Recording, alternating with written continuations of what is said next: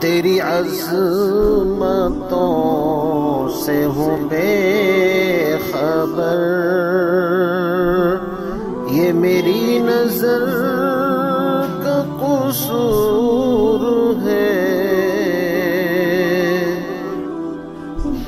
نحمده ونصلي على رسوله الكريم، اما بعد، اعوذ باللہ من الشیطان الرجیم، بسم اللہ الرحمن الرحیم۔ انا نحن نزلنا الذکر وانا له لحافظون، وقال اللہ تعالی فی مقام آخر ان هذا القرآن يهدي للتي هي اقوم۔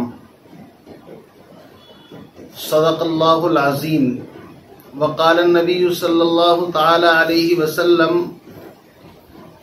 خیرکم من تعلم القرآن وعلمہ، او کما قال النبی صلی اللہ علیہ وسلم۔ محترم حاضرین کرام، معزز حاضرین مجلس اور ہماری معروضات کو سننے والے معزز دوستوں، بھائیوں، بزرگوں، مائیں بہنوں، آپ حضرات کی خدمت میں قرآن مقدس کی آیات اور نبی علیہ الصلاۃ والسلام کی ایک حدیث پڑھی ہے۔ اسی سے متعلق 2-4 منٹ کچھ باتیں عرض کرنے کا ارادہ ہے۔ اللہ رب العزت مجھے صحیح عرض کرنے کی اور ہم سبوں کو اس پر عمل پیرا ہونے کی سعادت اور توفیق نصیب فرمائے۔ آج امت مسلمہ کا رشتہ قرآن و سنت سے بہت حد تک کٹا ہوا ہے، جبکہ نبی علیہ الصلاۃ والسلام دنیا سے جاتے وقت 2 چیزوں کا خاص طور سے حکم دے کر کے گئے کہ اگر تم میرے بعد 2 چیزوں کو مضبوطی سے تھامے رہو گے تو کبھی گمراہ نہیں ہو سکتے۔ ان میں سب سے پہلی چیز اللہ کا قرآن، جو انسانی زندگی کے لیے ایک آب حیات ہے، سرچشمہ حیات ہے، منبع رشد و ہدایت ہے۔ قرآن کہتا ہے فَإِمَّا يَأْتِيَنَّكُم مِّنِّي هُدًى فَمَن تَبِعَ هُدَايَ فَلَا خَوْفٌ عَلَيْهِمْ وَلَا هُمْ يَحْزَنُونَ۔ جب بھی میری طرف سے ہدایت تمہارے پاس آئے تو جو شخص اس ہدایت کا اتباع کرے گا، انبیاء علیہم الصلاۃ والسلام کا اتباع کرے گا، اللہ فرماتے ہیں نہ ان کو کوئی مستقبل کے اندر کوئی خوف ہوگا اور نہ ماضی کی کسی بات پر ان کو کوئی ٹینشن پریشانی ہوگی۔ وَلَا خَوْفٌ عَلَيْهِمْ وَلَا هُمْ يَحْزَنُونَ۔ لیکن آج افسوس صد افسوس، ہم لوگ قرآن اور سنت سے غفلت کے ساتھ زندگی گزار رہے ہیں۔ یاد رکھیے، انسانوں کی ہدایت کے لیے قرآن و سنت ہر زمانے کے اندر، ہر دور کے اندر کافی اور مکمل ہیں۔ اللہ کے نبی نے فرمایا اگر تم میری سنت کو مضبوطی سے پکڑے رہو گے تو کبھی گمراہ نہیں ہو سکتے۔ اور ایک جگہ تو آپ نے فرمایا دانتوں کے ساتھ مضبوطی کے ساتھ پکڑ کر کے رکھو۔ تو امت کو قرآن سے بھی اپنا رشتہ جوڑنا ہے اور نبی علیہ الصلاۃ والسلام کی سنت سے بھی اپنا رشتہ جوڑنا ہے۔ یہ 2 چیزیں اگر انسان کی زندگی کے اندر آ جائیں، قرآن اور سنت، تو رب کعبہ کی قسم آج بھی وہی تمام کی تمام اللہ کی مددیں جو خیر القرون کے اندر صحابہ اور تابعین کے ساتھ پیش آئی ہے، آج بھی وہ تمام کی تمام مددیں آ سکتی ہیں۔ فضائے بدر پیدا کر فرشتے تیری نصرت کو اتر سکتے ہیں گردوں سے قطار اندر قطار اب بھی۔ تو ہمیں قرآن سے اپنا رشتہ مضبوط کرنا چاہیے۔ جگہ جگہ مدارس، مکاتب قائم کیے جائیں اور جو پہلے سے قائم ہیں ان کے اندر اپنے بچوں کو بھیجا جائے، تعلیم سے ان کو آراستہ و پیراستہ کیا جائے، اپنے بچوں کے قلوب کے اندر قرآن و سنت کی تعلیمات کو داخل کرایا جائے اور سنت نبوی کا نور اپنے بچوں کے، اپنے اور تمام افراد کے قلوب کے اندر داخل کرنے کا اہتمام کیا جائے۔ نبی علیہ الصلاۃ والسلام کی سنت سے جتنا رشتہ مضبوط ہوگا، خدا کی قسم ہدایت کے فیصلے اتنی ہی زیادہ جلدی کے ساتھ انسان کے لیے راستے کے اوپر انتظار کرتے ہوئے نظر آئیں گے۔ میرے عزیز بھائیوں، شہ کونین کی سنت پہ جو عامل نہیں ہوتا، وہ کچھ بھی کر رہا ہو کچھ اسے حاصل نہیں ہوتا۔ کرشمے لاکھ دکھلائے ولی اس کو کہے دنیا، گروہ اولیاء میں وہ کبھی شامل نہیں ہوتا۔ اس لیے ہمیں چاہیے کہ ہم قرآن و سنت کے ساتھ اپنا تعلق مضبوط کریں۔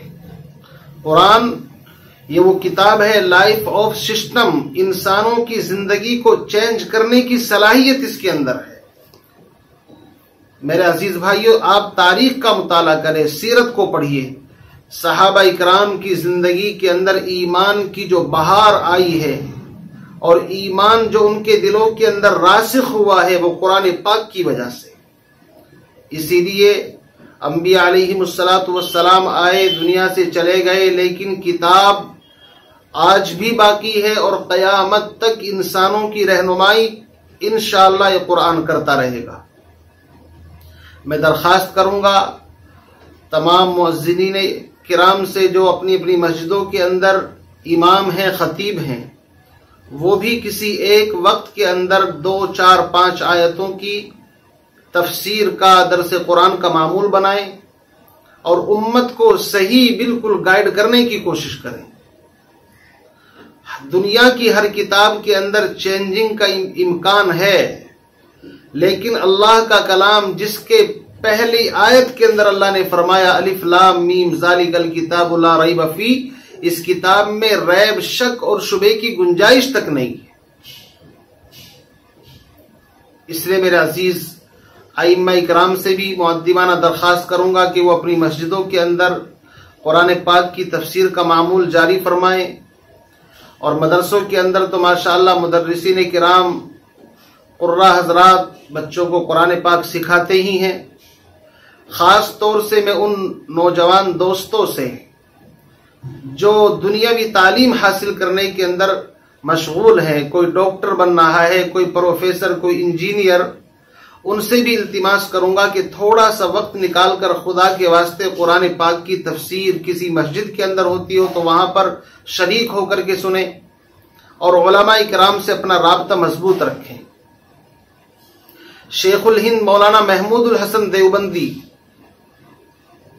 جو امام الہند و سندھ، ان کے بارے میں آتا ہے کہ جب مالٹا کی جیل سے وہ تشریف لائے تو انہوں نے اپنے شاگردوں کو جمع کیا، اکٹھا کیا اور اپنے شاگردوں سے کہا کہ میں اب بقیہ زندگی قرآن و سنت کی خدمت کے اندر لگانا چاہتا ہوں۔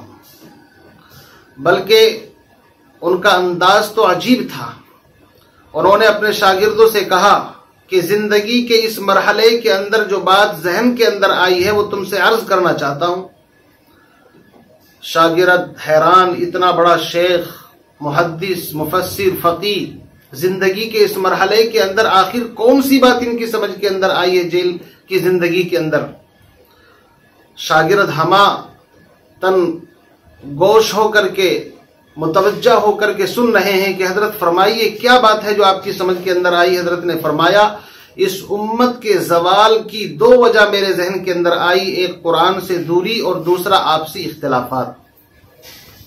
مفتی اعظم مفتی شفیع علیہ الرحمہ نے فرمایا کہ اصل میں ایک ہی بات ہے، آپسی اختلاف بھی قرآن پاک سے دوری کی وجہ سے ہے، تو اصل بنیادی سبب قرآن و سنت سے دوری ہے۔ اس لیے میں تمام حضرات سے التماس کرنا چاہتا ہوں اور کر رہا ہوں کہ خدا کے واسطے قرآن و سنت کو مضبوطی سے پکڑیں، قرآن پاک کی تفسیرات کا اور دروس قرآن پاک کا اہتمام کریں، ان کو سنیں، اور جہاں پر ایسی مجلسیں ہوں ان کو غنیمت سمجھ کر کے وہاں جا کر کے شریک ہوں، تاکہ ہمیں پتہ لگے کہ اللہ کے اس قرآن کے اندر اللہ رب العزت نے ہم سے کہا کیا ہے۔ یہ انسانیت کے نام ایک خط ہے اللہ کی طرف سے۔ اور یاد رکھیے کہ علماء انبیاء کے وارث جانشین ہیں، ان کی ذمہ داری ہے کہ دین کو صحیح نہج اور صحیح طریقے پر امت تک پہنچائیں۔ اس لیے خدا کے واسطے قرآن پاک کی تفسیرات، قرآن پاک کے دروس، قرآن پاک کو لفظاً معناً ہر طریقے سے عام کرنے کی کوشش کی جائے۔ اللہ کے نبی نے فرمایا کہ جب تک قرآن و سنت کو مضبوطی سے تھامے رہو گے اس وقت تک تم گمراہ نہیں ہو سکتے۔ تو گمراہی سے بچنے کے دو نسخے اللہ کے نبی نے تجویز فرمائے، ایک قرآن اور دوسرے سنت۔ اور بعض احادیث کے اندر قرآن کے ساتھ اہل بیت کا بھی ذکر ہے، تو اہل بیت کی محبت بھی ہمارے ایمان کا سر چشمہ ہے، ایمان کی ہماری بنیاد ہے، ان سے محبت بھی بہت ضروری ہے۔